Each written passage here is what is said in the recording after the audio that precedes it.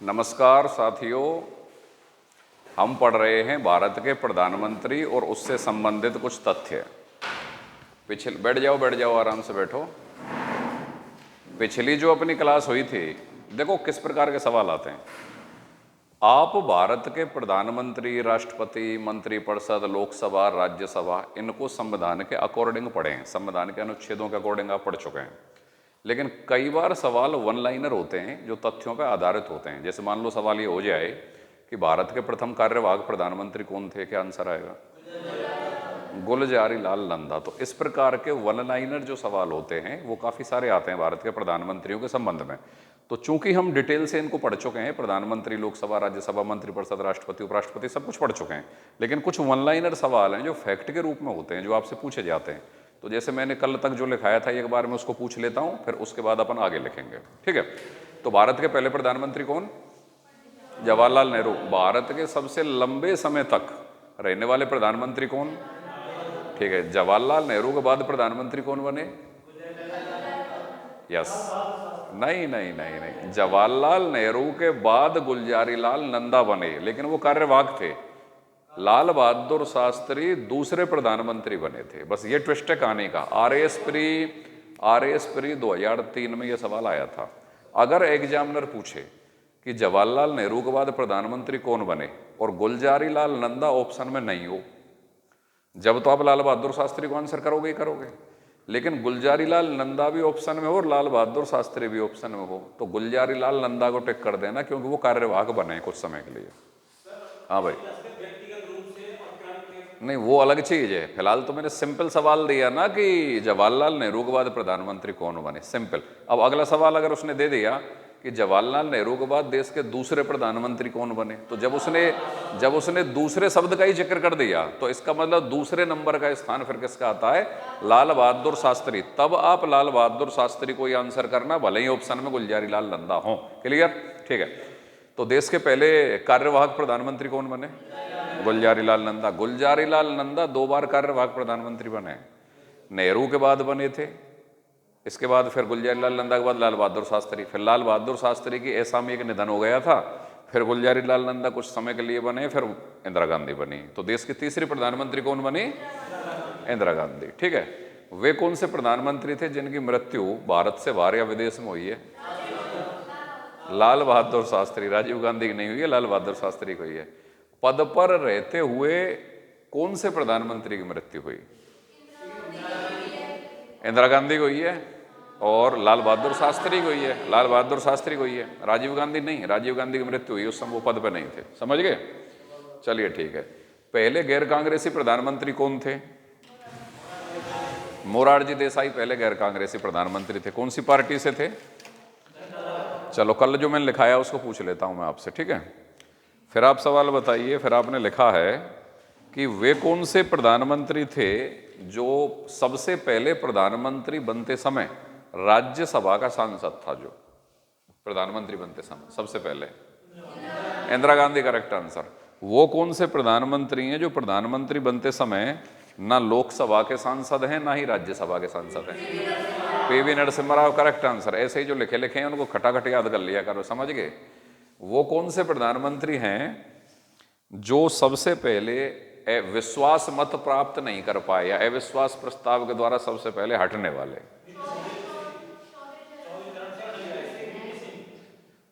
चौधरी चरण सिंह नहीं, चौधरी चरण सिंह ने तो स्वयं ने इस्तीफा दिया था। भाई विश्वास मत प्रस्तुत करने के लिए या बहुमत प्राप्त करने के लिए तत्कालीन राष्ट्रपति नीलम संजीव रेड्डी ने उनको आदेश दिया था। तो इस पे सवाल ये बनेगा चौधरी चरण सिंह पे तो कि वो कौन से प्रधानमंत्री हैं जिनको सबसे पहले विश्वास मत प्राप्त करने का आदेश राष्ट्रपति के द्वारा दिया गया है? कौन से हैं भाई? चौधरी चरण सिंह। लेकिन उससे पहले ही उनको लग गया कि वो विश्वास मत प्राप्त नहीं कर पाएंगे, मतलब लोकसभा में बहुमत प्राप्त नहीं कर पाएंगे, तो उन्होंने उससे पहले ही इस्तीफा दे दिया। लेकिन विश्वास मत प्राप्त करने की प्रक्रिया में असफल रहने पर सबसे पहले इस्तीफा देने वाले प्रधानमंत्री कौन है? VP Singh, correct answer. अब बस पकड़ में आ गई तुम्हारी, ठीक है। इसी प्रकार विश्वास मत प्राप्त करने की प्रक्रिया में वीपी सिंह के अलावा और भी प्रधानमंत्री हैं जो असफल रहे हैं। एचडी देवेगौड़ा 1997, और इसके बाद अटल बिहारी वाजपेयी 99, उन्होंने वो भी असफल रहे थे। और ठीक है, ओके। अगला सवाल बताइए आप, प्रथम महिला प्रधानमंत्री इंदिरा गांधी। चलो एक सवाल और बताइए, इंदिरा गांधी के समय की कुछ महत्वपूर्ण घटनाओं पर अपन बात कर लेते हैं कि इंदिरा गांधी के समय पर राजा महाराजाओं के प्रीवी पर्स की समाप्ति की गई थी राष्ट्रपति के द्वारा अध्यादेश जारी करके। ये मैंने लिखाया है आपको, आपको ये आना चाहिए। तो राष्ट्रपति के द्वारा अध्यादेश जारी करके राजा महाराजाओं के प्रीवी पर्स या निजी थैलियों की समाप्ति कब की गई? 1969, करेक्ट आंसर। लेकिन राष्ट्रपति के इस अध्यादेश को किस वाद के द्वारा सुप्रीम कोर्ट में चुनौती दी गई? माधवराव सिंधिया बनाम भारत संघवाद। माधवराव सिंधिया बनाम भारत संघवाद, बहुत सॉलिड आंसर। इसने माधवराव सिंधिया बनाम भारत संघवाद में राष्ट्रपति के उस अध्यादेश को खारिज कर दिया गया जिसमें कि राजा महाराजाओं की निजी थैलियों या प्रीवी पर्स या उनकी पेंशन की समाप्ति करने का अध्यादेश जारी हुआ था, उसको खारिज कर दिया माधवराव सिंधिया वाद में। लेकिन साथ ही ये निर्णय भी दे दिया कोर्ट ने, क्या निर्णय दे दिया कि अगर संसद में संविधान संशोधन करके आप ऐसा कर सकते हो। तो फिर इंदिरा गांधी सरकार ने कौन सा संविधान संशोधन किया? 26वां संविधान संशोधन 1971 किया गया। उसके द्वारा राजा महाराजाओं के प्रीवी पर्स या निजी थैली या उनकी पेंशन संबंधी जो उनको विशेष अधिकार दिए गए थे उनको समाप्त कर दिया गया था। चलो एक सवाल का जवाब और दे दो, फिर मान जाऊंगा मैं तुम्हें। हालांकि वो मैंने कल नहीं पढ़ाया, ये सारी चीजें तो मैंने कल पढ़ाई हैं, उससे पहले पढ़ाया है। 25वां संविधान संशोधन क्या था? 24वां और 25वां संविधान संशोधन आपको पढ़ाए गए थे। एक मिनट पहले तो योग्य उम्मीदवार हाथ खड़े करें, चुनावों का भी टाइम है भाई, जैसे योग्य उम्मीदवार चुनाव लड़ रहे हैं ना, ऐसे बताएं कौन बताएगा 24वां और 25वां संशोधन? अब इधर से है कोई? इधर ये बच्चे बैठे हैं जो नहीं, इधर वाली लड़कियों से नहीं, कन्फर्म नहीं तो बात ही मत करो, क्योंकि सवाल के पेपर की अप्रोच नेगेटिव मार्किंग की है। कन्फर्म के बिना तो कुछ चलेगा ही नहीं, ये समझो। हाँ भाई, इधर से बोलेंगे कुछ 24वां और 25वां, उधर से चलो आप बोलो 24वें के द्वारा क्या हुआ? राष्ट्रपति संविधान संशोधन विधेयकों पर, साधारण विधेयकों पर नहीं, संविधान संशोधन विधेयकों पर अनिवार्य रूप से स्वीकृति प्रदान करेंगे। लेकिन इसके अलावा एक क्लॉज और है उसमें, वो क्या है? संसद मूल अधिकारों सहित संविधान के किसी भी भाग में संशोधन कर सकती है और संविधान संशोधन विधेयकों पर राष्ट्रपति अनिवार्य रूप से स्वीकृति प्रदान करेंगे। मेरे एक चीज आज तक समझ में नहीं आई कि ये स्टूडेंट परीक्षा की तैयारी को इतने हल्के में क्यों लेते हैं और हर बार फेल हो जाते हैं। अब जैसे मान लो ऑनलाइन पे भी काफ़ी सारे बच्चे पढ़ रहे हैं या ऑफलाइन पे जो भी हैं, तुम अपने मन को टटोल कर पूछो कि साल दर साल इस प्रकार ही वेस्ट नहीं की जा रही है क्या कि जैसे कोई फर्क ही नहीं पड़ता रिजल्ट से, समझ गए? और मुझे ऐसा लगता है कि जिस दिन आप ये तय कर लेते हैं ना कि आप ये परीक्षा दे रहे हैं और आपको इस परीक्षा को क्रैक करना है, तो ये आपके ऊपर निर्भर करता है कि आप उसको कितनी जल्दी क्रैक करते हैं। मान लो आपने उस परीक्षा को 6 साल में क्रैक किया तो वो 6 साल का जीवन तो तुम्हारा जीरो हो गया ना। अगर तुम उसी परीक्षा को 2 ही साल में क्रैक कर लेते, पहले अटेम्प्ट पे ही क्रैक कर लेते, तो अपने जीवन के, और वो भी कौन से जीवन के? बुढ़ापे वाले जीवन के नहीं, यंग एनर्जेटिक जो एज है उसके तुम 4 साल बचा सकते थे।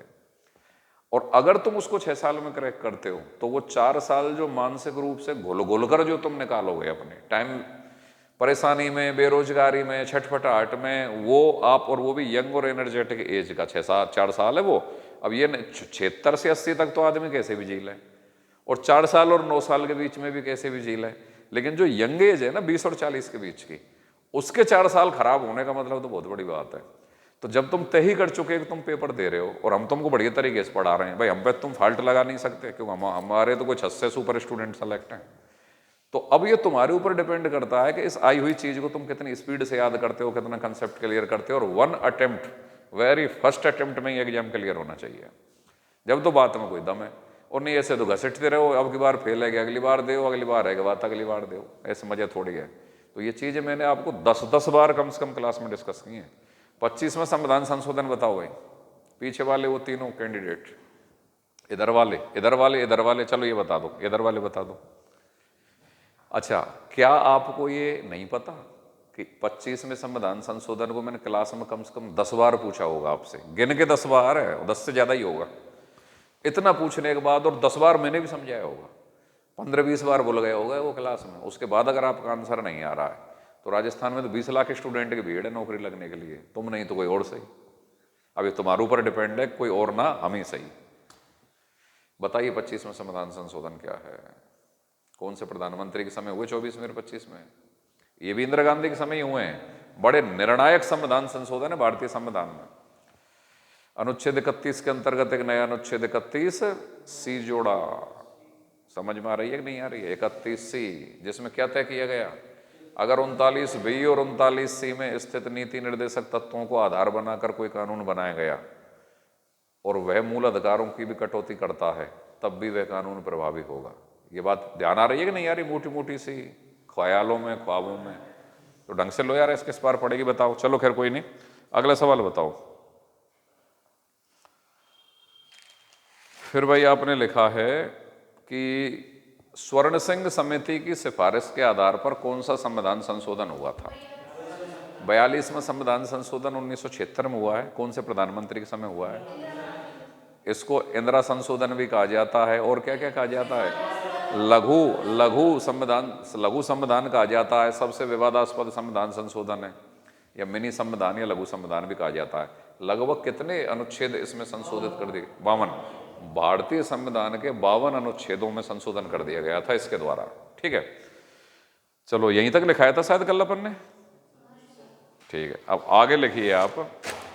मोरारजी देसाई। पॉइंट लिखते चलो और समझते चलो, नोट्स बनाते चलो, पॉइंट लिखते चलो और समझते चलो। मोरारजी देसाई।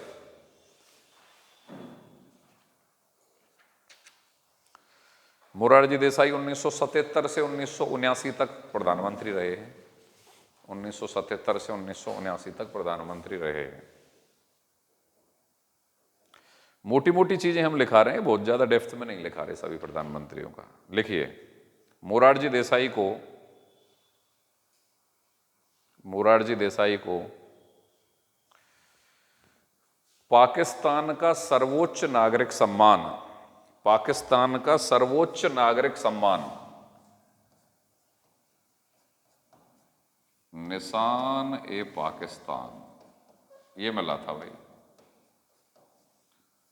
पाकिस्तान के सर्वोच्च नागरिक सम्मान निशान ए पाकिस्तान से सम्मानित किया गया। अब एग्जामिनर पेपर में सवाल पूछ लेता है कि भारत के कौन से प्रधानमंत्री थे जिनको पाकिस्तान का सर्वोच्च नागरिक सम्मान निशान ए पाकिस्तान मिला? कौन से थे? मोरारजी देसाई। पीएम प्रधानमंत्री मोरारजी देसाई। वो तो अलग चीज है, भारत का कौन सा पुरस्कार मिलेगा। मुद्दा ये है कि पाकिस्तान का सर्वोच्च नागरिक पुरस्कार मिल रहा है।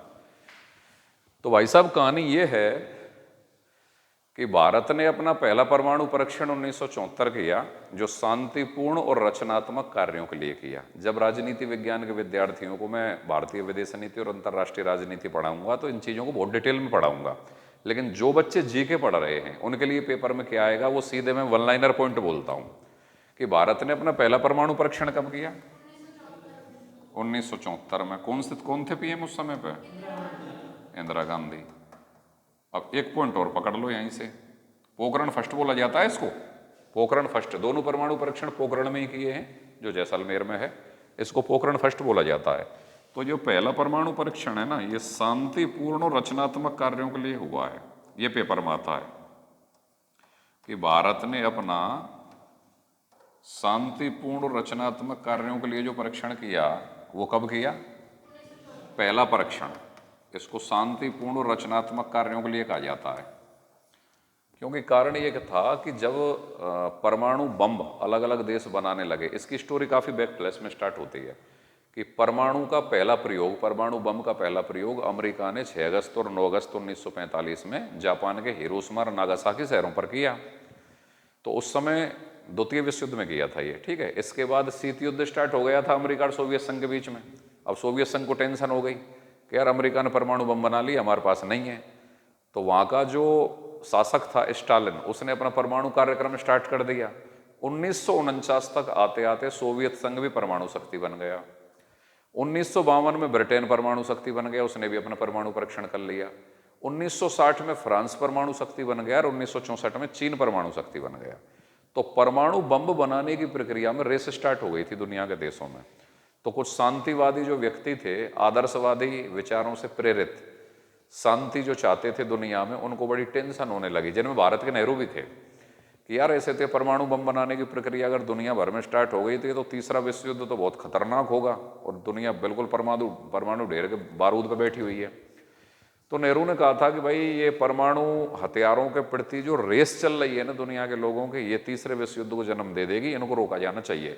और दुनिया के बड़ी बड़ी महाशक्तियों ने, उन्होंने खुदों ने तो परमाणु बम बना लिए, अब अगली देश नहीं बनाए और शांति स्थापित रहे पूरे वर्ल्ड में, उसके लिए उन्होंने विभिन्न प्रकार की संधियों को करना शुरू कर दिया।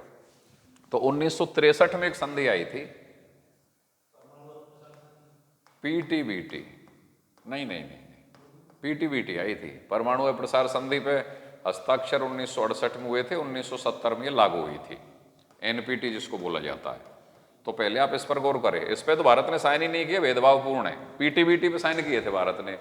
पीटीबीटी 1963 में आई थी। पीटीबीटी क्या थी कि कोई भी देश ना हवा में परमाणु परीक्षण करेगा, ना धरती पे करेगा और ना जल में करेगा। समझ गए? भारत ने इस पे साइन कर दिए कि भाई ठीक है, ओके, डन। तो पोखरण फर्स्ट हुआ था तो भारत ने ना हवा में किया, ना धरती पे किया और ना पानी में किया, धरती के अंदर किया, तो शर्त से बच गया कुल मिला के। समझ गए? फिर 1968 में एक संधि पर हस्ताक्षर हुए थे, एनपीटी या परमाणु अप्रसार संधि, जो 1970 में लागू हुई। और बाद में 1995 में न्यूयॉर्क में एक सम्मेलन हुआ था, 25 साल बाद इसकी समीक्षा की गई और फिर इसको अनंत काल के लिए लागू कर दिया। एनपीटी या परमाणु अप्रसार संधि, नॉन प्रोलिफेरिएशन ट्रीटी। ठीक है, भारत ने इस पर हस्ताक्षर नहीं किए क्योंकि यह संधि भेदभावपूर्ण थी। यह क्या कह रही थी कि 1967 तक जिन देशों ने परमाणु परीक्षण कर दिया है वो तो मान्यता प्राप्त परमाणु शक्तियां हैं, उनको P5 या N5 कहा गया। इन चीजों को हम डिटेल में पढ़ेंगे जब हम अंतर्राष्ट्रीय राजनीति और विदेश नीति पढ़ेंगे। फिलहाल मोटा मोटा जान लो कि P5 या N5 किनको कहा गया, जिन्होंने 1967 तक परमाणु परीक्षण कर लिया है, वो तो मान्यता प्राप्त परमाणु शक्तियां हैं। लेकिन अब इसके बाद दुनिया का कोई भी देश परमाणु परीक्षण नहीं कर रहा है। अब रुक जाओ भाई। तो तब तक 5 देशों ने कर लिया था, ये जो बड़ी 5 महाशक्तियां हैं। भारत जैसे देशों ने इस संधि का विरोध किया कि भाई तुमने तो परमाणु परीक्षण कर लिया है, अब इसलिए तुम ये संधि ला रहे हो और तुमने P5 बना लिया है, हमको और परमाणु परीक्षण कर लेने तो P6 बना लेना जैसे P5 बन गया है। तो भारत ने भेदभावपूर्ण मानते हुए इस पर हस्ताक्षर करने से इनकार कर दिया। और 1974 में प्रधानमंत्री इंदिरा गांधी के समय परमाणु परीक्षण पोखरण फर्स्ट किया, तो पूरी विश्व बिरादरी में इसका धमाका हुआ कि भारत ने एक तो एनपीटी पे साइन नहीं किए, परमाणु प्रसार संधि पर परमाणु परीक्षण और कर दिया। तो इंदिरा गांधी ने कहा कि अगर परमाणु सामग्री से परमाणु बम बनाए जा सकते हैं तो इससे बिजली भी बनाई जा सकती है। समझ गए? रचनात्मक कार्यों में, उद्योगों में भी इसको प्रयोग किया जा सकता है। तो हमने तो शांतिपूर्ण रचनात्मक कार्यों में विकास के लिए परमाणु परीक्षण किया है। तो यहाँ पे पॉइंट आया कि 1974 में जो पहला परमाणु परीक्षण किया गया था वो शांतिपूर्ण रचनात्मक कार्यों के लिए भारत ने किया था। हालांकि पूरी विश्व बिरादरी ने भारत पर विभिन्न प्रकार के प्रतिबंध लगा दिए। फिर परमाणु नीति तो मैं आपको काफी डिटेल से पढ़ाऊंगा, वो पूरे एक दिन तो समझाई जाएगी और एक दिन में वो लिखाई जाएगी, वो तो बहुत चीजें आएंगी मोटा मोटा। दूसरा जो परमाणु परीक्षण किया है 11 और 13 मई को, वो पीएम अटल के समय हुआ, अटल बिहारी के समय। प्रधानमंत्री अटल बिहारी थे जी 1998 में। उसको पोखरण सेकंड बोलते हैं।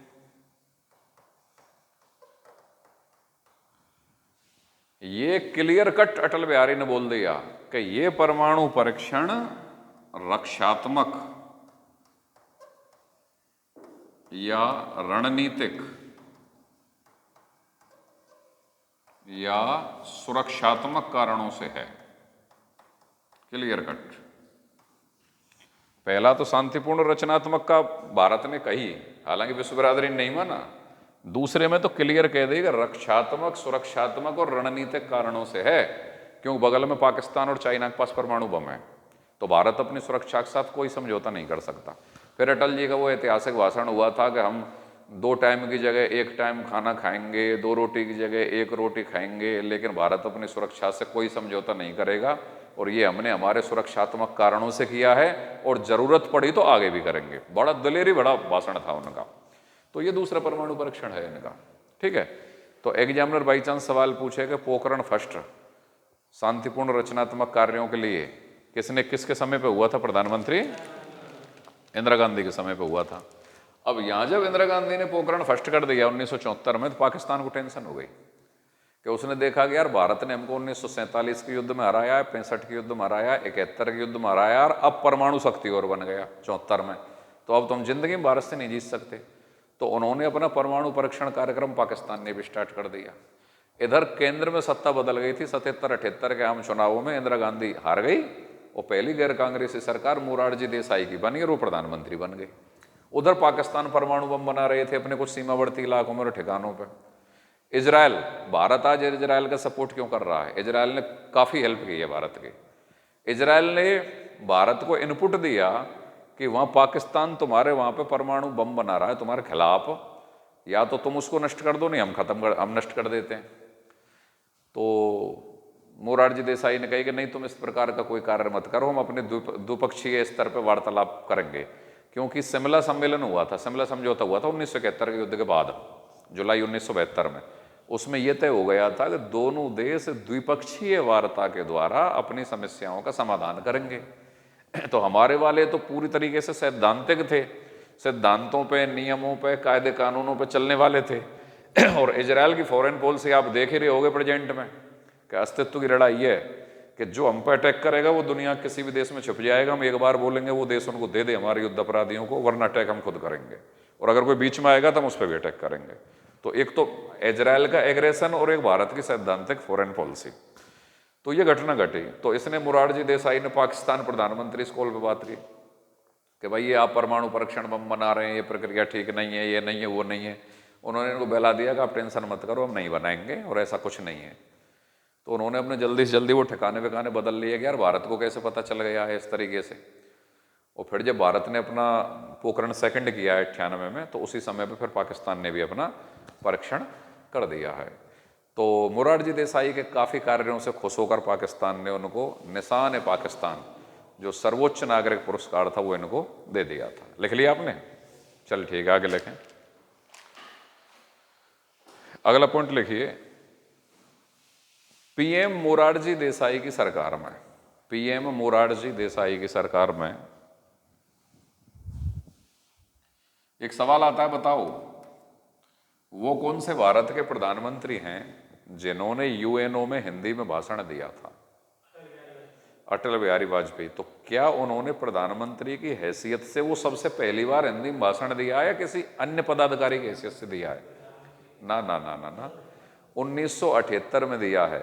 पीएम मोरारजी देसाई की सरकार में अटल बिहारी विदेश मंत्री थे उस समय पे, जब उन्होंने यूएनओ में पहली बार हिंदी में भाषण दिया था। तो ये पॉइंट लिखना है आपको यहाँ पे कि अटल बिहारी वाजपेयी ने,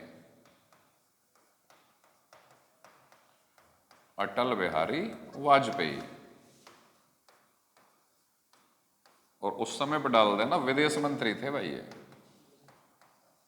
विदेश मंत्री, और 1978, और यहीं पे कोष्टक में डाल देना पीएम मोरारजी देसाई के समय, पीएम मोरारजी देसाई के समय। प्रधानमंत्री मोरारजी देसाई के समय विदेश मंत्री थे Atal Bihari.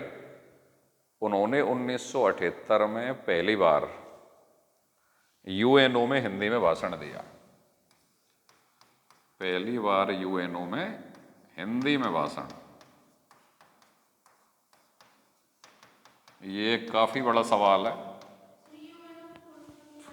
United Nations organisation, संयुक्त राष्ट्र संघ, ये इसको मैं एक टॉपिक के रूप में ही पढ़ाऊंगा, 4-5 दिन चलेगा क्लास में, ठीक है। आगे लिखिए, संयुक्त राष्ट्र महासभा में हिंदी में संबोधित किया। अब अटल बिहारी वाजपेयी पे कुछ फैक्ट लिख लो। अटल बिहारी वाजपेयी भारत के कितनी बार प्रधानमंत्री बने? 3 बार। एक बार 13 दिन के लिए, एक बार 13 महीने के लिए, और फिर पूरे 5 साल के लिए। लिखिए, अटल बिहारी वाजपेयी 1996 और 98 से 2004,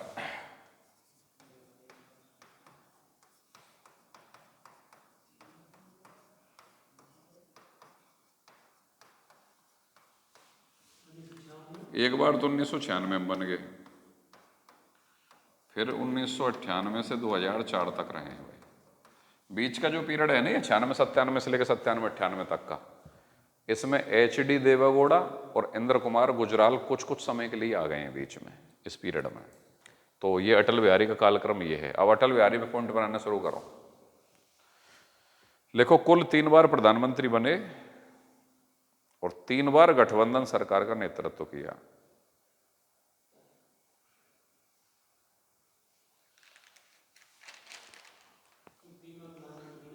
और 3 बार गठबंधन सरकार का नेतृत्व किया। गठबंधन, इनका जो गठबंधन है वो NDA कहलाता है, बीजेपी वालों का।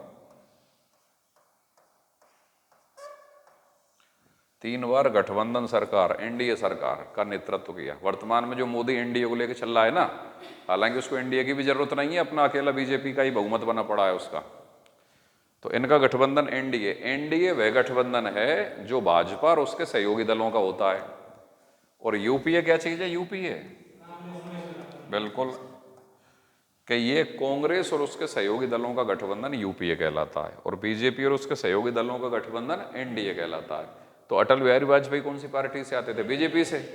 तो 3 बार गठबंधन सरकार का नेतृत्व किया। अगला पॉइंट लिखिए, इनके समय पोखरण सेकंड नाम से दूसरा परमाणु परीक्षण हुआ।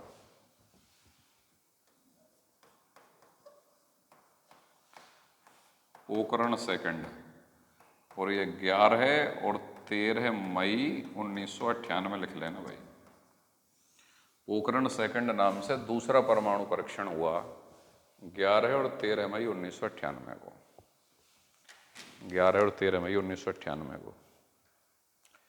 यह सुरक्षात्मक कोमा रक्षात्मक कोमा रणनीतिक, तीनों शब्दों का प्रयोग करो।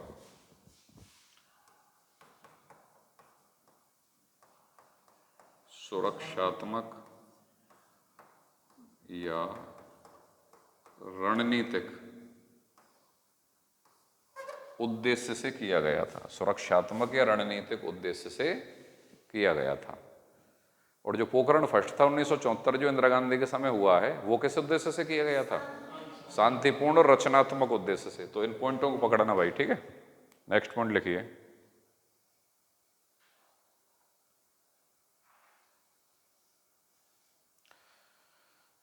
लिखो, अटल जी के समय, अटल जी के समय नहीं, अटल जी ने 20 फरवरी 1999 को 20 फरवरी 1999 को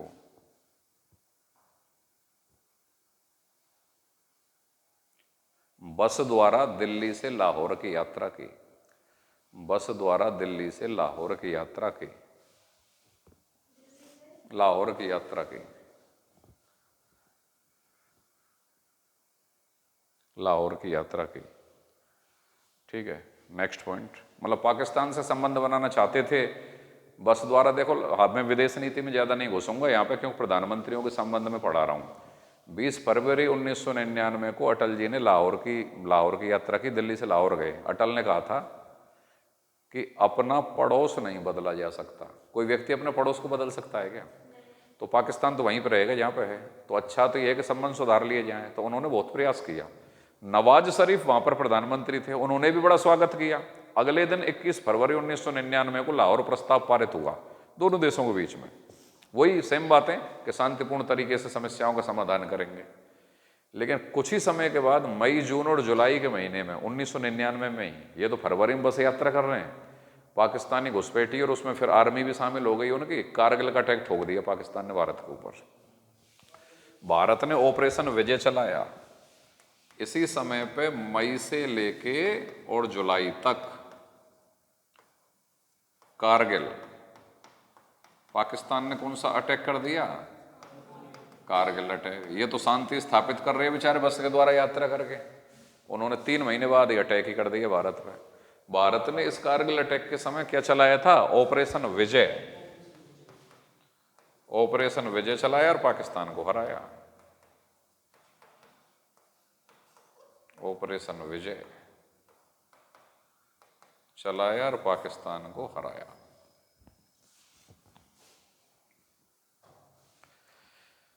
भारत में अगर दिलेरी के मामले में कुछ प्रधानमंत्रियों की तुलना हो गई तो वो मोदी और इंदिरा गांधी के बीच में हो गई।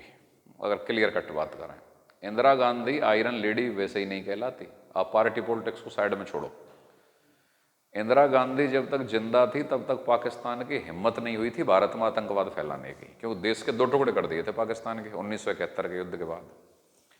लेकिन जब इंदिरा गांधी की हत्या कर दी गई और उसके बाद कमजोर प्रधानमंत्री भारत में आने लगे, तो पाकिस्तान ने एक नीति के तहत प्रॉक्सी वार के रूप में या परोक्ष युद्ध के रूप में, प्रॉक्सी वार क्या होता है, प्रॉक्सी वार या परोक्ष युद्ध क्या होता है,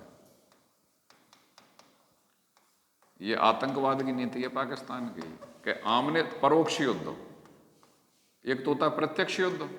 प्रत्यक्ष युद्ध का तो मतलब है कि भाई साहब आमने सामने से तो भारत को जीता नहीं जा सके।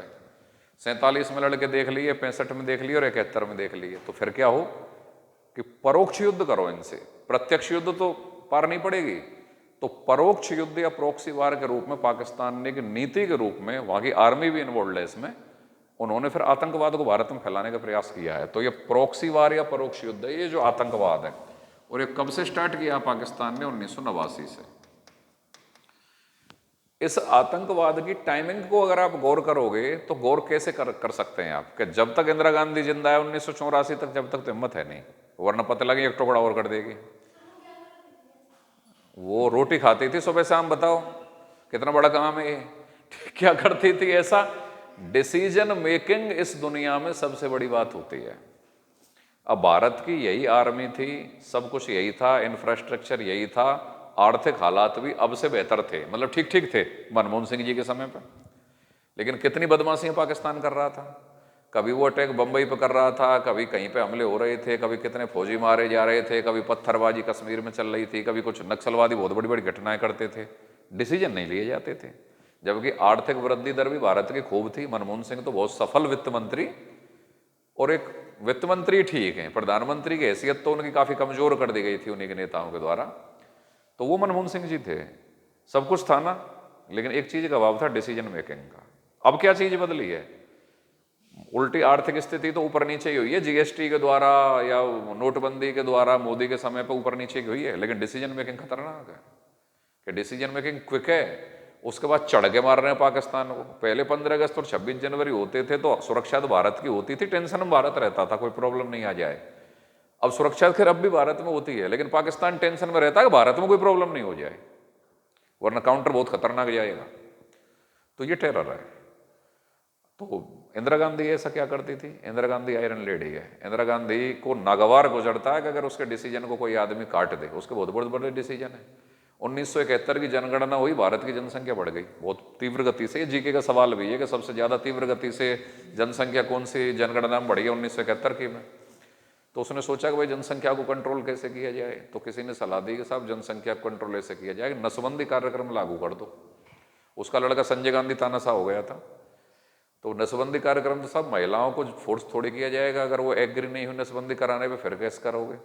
तो पता चला पुरुषों को करवाई जा सकती है, नशा पुरुषों को करवाई जा सकती है, पुरुषों को कर दो। तो ये डिसीजन होते हैं। आपातकाल ठोक दिया देश के ऊपर। तो आप सोचो, डिसीजन मेकिंग में मुद्दा ये नहीं है कि सही कौन था, गलत कौन था, नैतिक क्या था, अनैतिक क्या था, लोकतांत्रिक क्या था, गैर लोकतांत्रिक क्या था, इसको 1 मिनट में साइड में लो। आप ये देखो कि डिसीजन मेकिंग में डेयरिंग कौन था, दिलेर कौन था। तो वहां फिर इंदिरा गांधी। भाई मोदी बेस्ट है, मान लिया कि उसने कश्मीर को भी ले लिया, विश्व स्तर पर अरबों में भी डंग के देश अपनी तरफ मिला लिए, संयुक्त अरब अमीरात मिला लिया, मिस्र भी मिला लिया, और भाई आपके सऊदी अरब भी मिला लिया। कि अब अरबों से जो आर्थिक फायदा मिलना था, जो तेल का फायदा मिलना था, ईरान को भी बेला के रख रखा है। ईरान चाहे हमास को समर्थन कर ले, लेकिन भारत के खिलाफ नहीं जाएगा। तो वहां जिन जिनको ढंग के जो पैसे वाले हैं, जिनसे तेल वेल मिल रहा है, वो तो बेला के रख रखे हैं, मतलब अपने पक्ष में रख रखे हैं। और इजराइल को फुल सपोर्ट है, तो इजराइल से भी प्रॉफिट, उनसे भी प्रॉफिट, और पूरे दुनिया में चू नहीं हो रही भारत के खिलाफ। कश्मीर को ऐसे झपट लिया जैसे बाज ले जाता है ना छोटे पक्षी को, पूरे वर्ल्ड में इमरान खान डोल लिया, कोई हेल्प नहीं। तो आप अगर इन प्रधानमंत्रियों की तुलना करें तो मोदी ने भी काम बढ़िया किए हैं, लेकिन इंदिरा गांधी का काम जबरदस्त है कि आप अपने शत्रु देश के 2 टुकड़े कर दो। भाई इससे बड़ा काम नहीं हो सकता। 2 टुक कर दिए जैसे पाकिस्तान के, और उसको युद्ध में हरा दिया। तो ये एक बड़ा काम था इंदिरा गांधी के टाइम पे जो हुआ था। तो डिसीजन मेकिंग बहुत फास्ट थी मैडम की। अब इंदिरा गांधी को जब हम विदेश नीति में पढ़ाएंगे तो वो काफ़ी डिटेल से जाएंगी बातें। पहला जो दौर था ना उसका शुरुआत में जब बनी थी 1966 में, जब तो राम मनोहर लोहिया ने उसको गूंगी गुड़िया कहा था कि भाई इसके हाथ में कोई सत्ता वत्ता नहीं है, ये तो सिंडिकेट के नेता या सीनियर नेता ही इसको चला रहे हैं। लेकिन उसके बाद 69 में जब उसने अपनी पार्टी के उम्मीदवार को राष्ट्रपति के इलेक्शन में हरा दिया और पार्टी की खिलाफत कर दी और अपने पसंद के को राष्ट्रपति बनवा दिया, और फिर वो जो तैयार हुई है, और 71 के युद्ध में जब उसने पाकिस्तान को हराया है, फिर तो पूरे अंतर्राष्ट्रीय राजनीति में उसका कद सातवें आसमान पर चला गया। तो अगर भारत के सबसे शक्तिशाली प्रधानमंत्रियों की तुलना जब कभी भी इतिहास के किसी कालखंड में होगी अगले 5-7 साल तक, आगे गारंटी ना है, कहीं पता लगे योगी आदित्यनाथ सवन के रिकॉर्ड तोड़ दे, उसकी छोड़ो या किसी और की भी छोड़ो, कौन क्या होगा।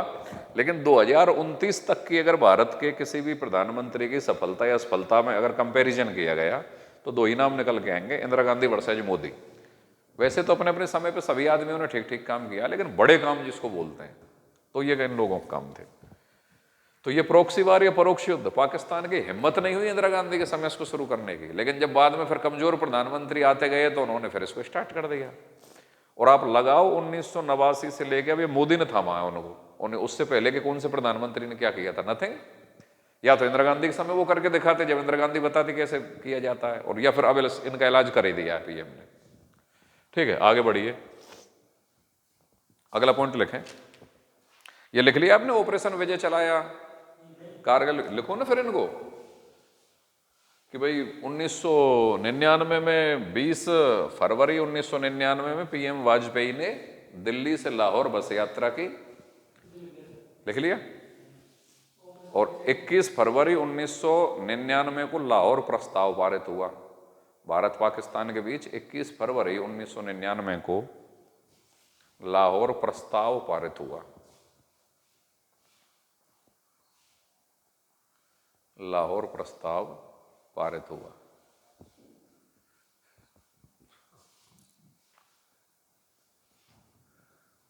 लिख लिया।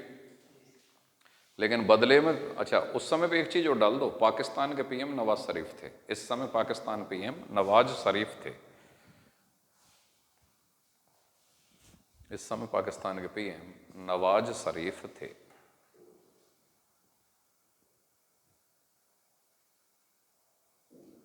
लिख लिया। Next point. लेकिन बदले में पाकिस्तान ने भारत पर, बदले में पाकिस्तान ने भारत पर मई से जुलाई 1999, बदले में पाकिस्तान ने भारत पर मई से जुलाई 1999 में कारगिल युद्ध थोप दिया। जुलाई 1999 तक कारगिल युद्ध थोप दिया।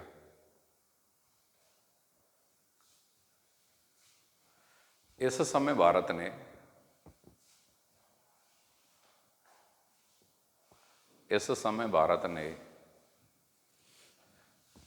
ऑपरेशन विजय, ऑपरेशन विजय लिख लेना भाई, पेपर में आता है, ऑपरेशन विजय चलाया। ऑपरेशन विजय चलाया।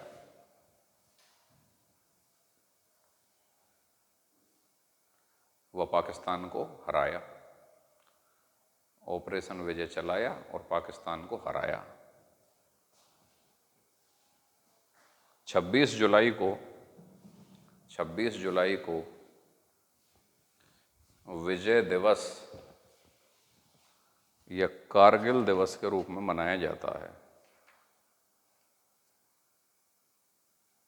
विजय दिवस या कारगिल दिवस के रूप में मनाया जाता है।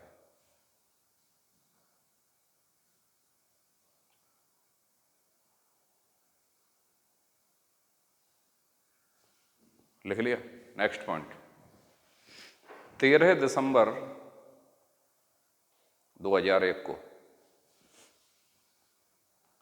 13 दिसंबर 2001 को भारतीय संसद पर हमला हुआ। भारतीय संसद पर हमला हुआ। 13 दिसंबर 2001 को भारतीय संसद पर हमला हुआ। इस हमले के बाद इस हमले के बाद भारत ने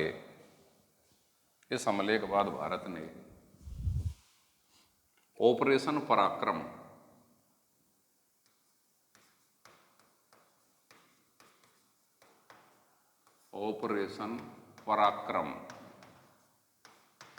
के तहत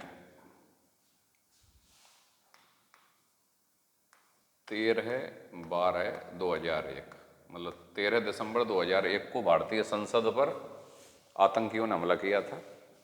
इसके बाद भारत ने ऑपरेशन पराक्रम के तहत पाकिस्तान की सीमा पर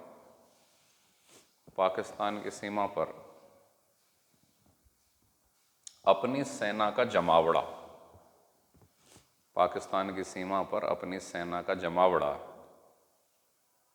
कर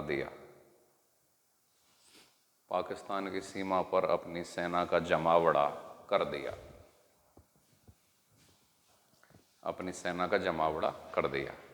लिख लिए भाई। अब एक चीज देखिए, आप ये गौर करिए कि भारत की संसद पे हमला होता है, उसके बावजूद भी भारत पाकिस्तान का कुछ नहीं करता है। प्रधानमंत्री अटल बिहारी वाजपेयी है इस समय पे, लिख दो पीएम अटल के समय।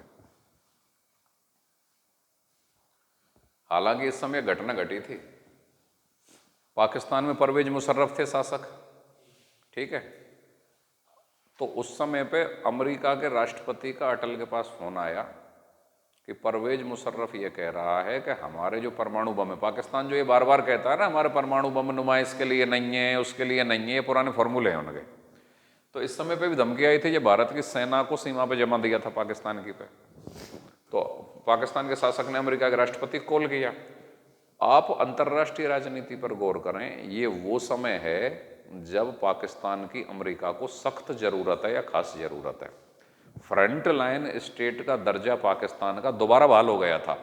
शीत युद्ध के समय पे पाकिस्तान अमेरिकी खेमे में होता था, उसका फ्रंट लाइन स्टेट का दर्जा था अमेरिका की नज़र में अग्रिम पंक्ति का राज्य, मतलब हमारे सहयोग के लिए दक्षिण एशिया में अग्रिम पंक्ति का राज्य।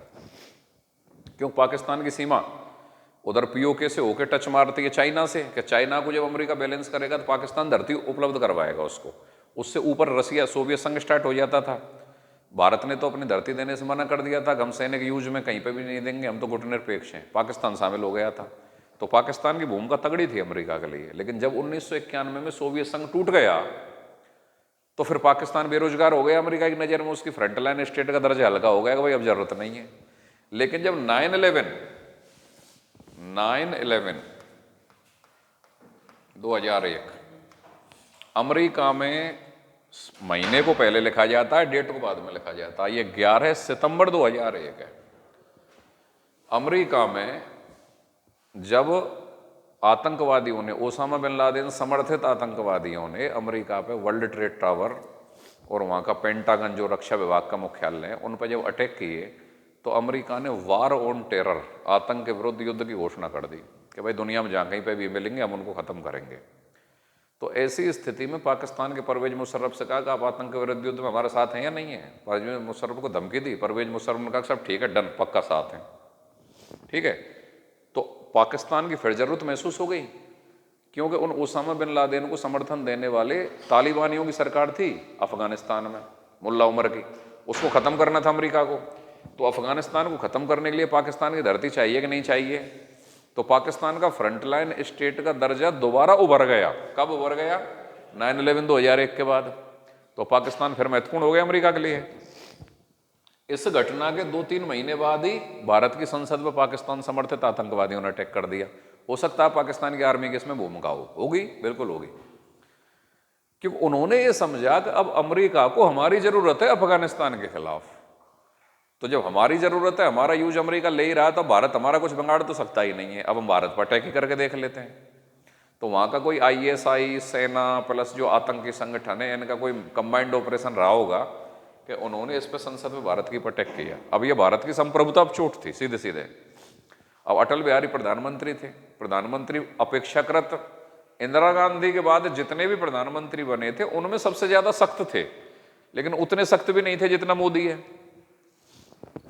तो भारत की सेना पहुंच गई पाकिस्तान की सीमा पर और बड़ा तगड़ा भारत गुस्से में, क्यों पूरी दुनिया में किरकिरी हो गई, तुम्हारी संसद पर अटैक ठोक दिया उन्होंने।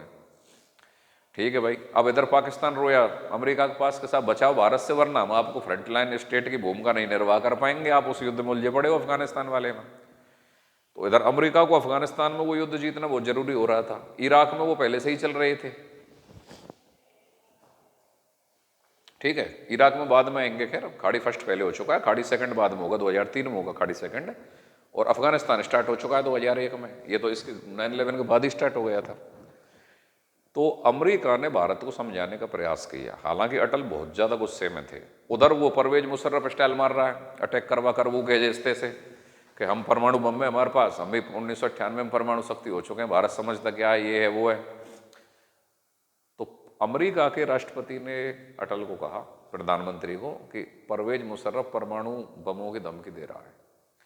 तो इतने में अटल को गुस्सा आ गया, मन उसको ये कह दो कि मैंने 10% भारत को खत्म मान लिया, लेकिन सुबह का सूरज पाकिस्तान देख नहीं पाएगा। तो बड़ी लाल ताते भी काफी हुए थे, लेकिन एक्शन वो नहीं हो पाया जो पीएम मोदी के टाइम पर होता है। इसलिए जब कभी भी भारत के शक्तिशाली प्रधानमंत्रियों की बहस आएगी तो वो इंदिरा और मोदी के बीच ही जाएगी, अटल जी नहीं है।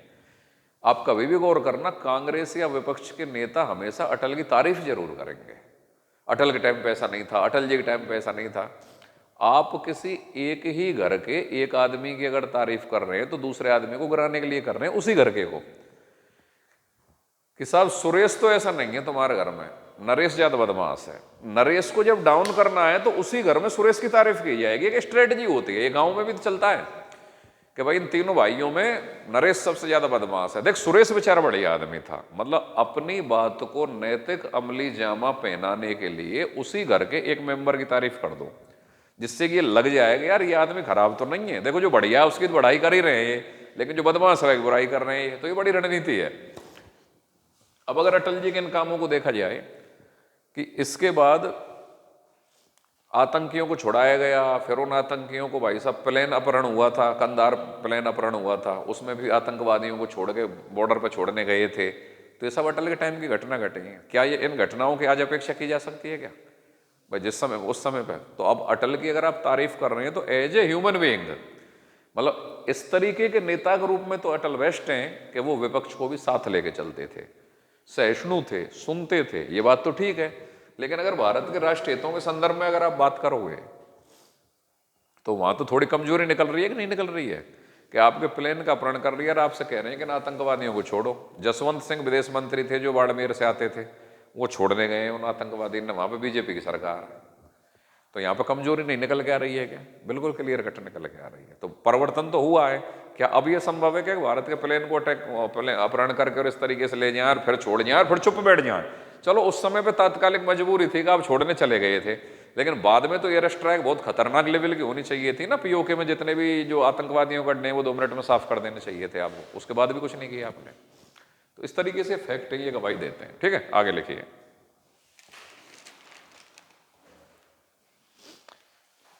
वाजपेयी जी का जन्म दिवस 25 दिसंबर,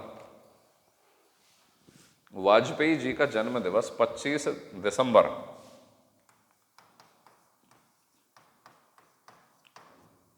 सुशासन दिवस,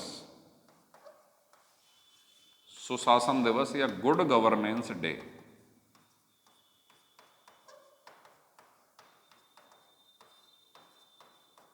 गुड गवर्नेंस डे के रूप में मनाया जाता है।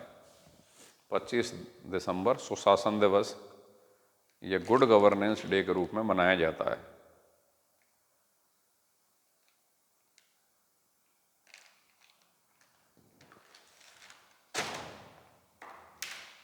लिख लिया? अब एक पॉइंट और लिख लो मोदी पे खाली, और कुछ नहीं। वैसे तो चीजें काफी हैं इन लोगों पे। 2014 में पीएम मोदी बने, 2014 में पीएम मोदी बने,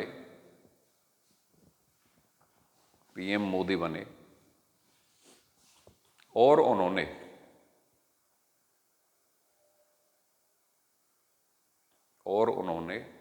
अपनी पार्टी, कोष्टक में डाल देना बीजेपी, और उन्होंने अपनी पार्टी बीजेपी को अकेले अपने दम पर अकेले अपने दम पर स्पष्ट बहुमत प्राप्त करने के बाद भी,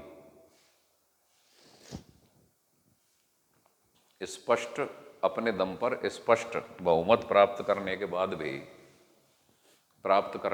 भी अपने गठबंधन को बनाए रखा, अपनी गठबंधन सरकार बनाई, अपनी गठबंधन सरकार कोष्टक में डाल देना एनडीए गठबंधन, एनडीए गठबंधन की अपनी गठबंधन सरकार बनाए रखी।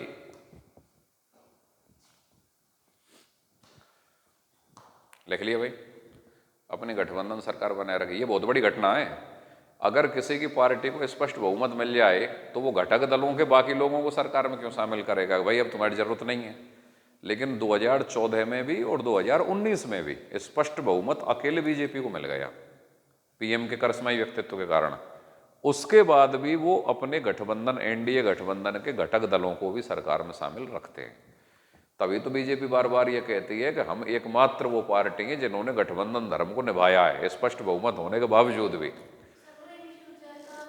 एक तो क्या है कि फ्यूचर में देख लेते हैं, दूसरी बात क्या है कब जरूरत पड़ जाए, दूसरी बात हालांकि राजनीति में नैतिकता के लिए कोई स्थान नहीं होता, सब प्लस माइनस ही चलता है। दूसरे क्या देख लेते हैं कि कई बार राज्यों में जो सरकारें होती हैं तो वहां पर कई बार क्या है बीजेपी उन सहयोगी दलों से समर्थन लेकर राज्यों में सरकार बना लेती है, बदले में उन सहयोगी दलों के बड़े नेताओं को केंद्र में मंत्री का दर्जा दे दिया जाता है। इस तरीके से सेटिंग चलती है। लेकिन बाकी बीजेपी के साथ एनडीए गठबंधन की तमाम पार्टियां साथ क्यों छोड़ रही हैं? क्योंकि उनको लगता है कि ये पानी की बड़ी बूंद है, ये छोटे जो दल होते हैं ना उनको साफ कर देती है, जिस राज्य में जाती है वहीं उनके सारे मतदाताओं को अपनी तरफ ही मिला लेती है पूरी तरीके से। अब आज नीतीश कुमार की अगर गौर करो आप तो बेचारे ने मुश्किल से प्राण बचाए बीजेपी के चंगुल से निकल के और राष्ट्रीय जनता दल से गठबंधन करके, कुछ वजूद तो बचा रहेगा जनता दल यू का, वरना बीजेपी के साथ मिलने के बाद क्या होता है वो उसके वोटर बीजेपी के ही वोटर हो जाते हैं थोड़े समय के बाद। तो इसलिए घटक दल क्या करते हैं अपने अस्तित्व की रक्षा करने के लिए इससे दूर भागते हैं कि अरे थोड़े दिनों में समूल नष्ट कर देगा, हमको मिला लेगा अपने आप में। चलिए खैर, तो ये भारत के प्रधानमंत्रियों के संबंध में कुछ तथ्य रहे। कल हमारी लास्ट क्लास होगी इस पर, उसमें मैं आपको क्या क्या चीजें पढ़ाऊंगा, उप प्रधानमंत्री, संसदीय सचिव और संसद की समितियां। ठीक है, फिर हम राज्य विधानमंडल की स्टार्टिंग करेंगे। ठीक है तो भाई, अगर आप भारतीय संविधान की तैयारी कर रहे हैं किसी भी परीक्षा के लिए, आईएएस, पीसीएस, आरएएस, राजस्थान में असिस्टेंट प्रोफेसर किसी भी स्टेट का, पीजीटी, लेक्चरर, टीचर, तो आप हमारे YouTube channel polity with D पारा सर को सब्सक्राइब कीजिए। Okay, thank you.